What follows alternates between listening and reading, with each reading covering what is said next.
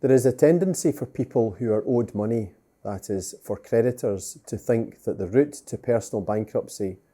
known in Scotland as sequestration, is a long and expensive one and is usually reserved for significant debts.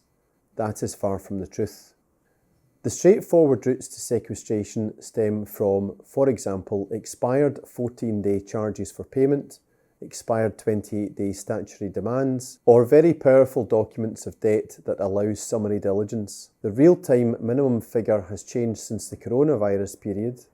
but it remains possible for a creditor to ask a court to bankrupt a Scottish debtor when the sum due is for a few £1,000s only. That sequestration process is generally swift.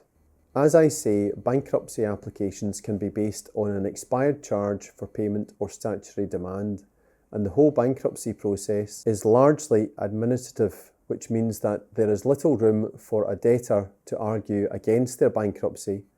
and a court judge, known as a sheriff, has little discretion as to whether or not to grant bankruptcy, meaning that if all the sequestration paperwork has been properly prepared and served on the debtor, then the court has very little discretion as to whether or not to grant a sequestration court order.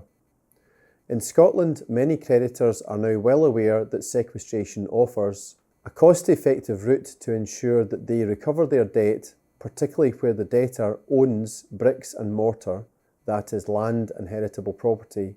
that can then be sold to pay off the debt.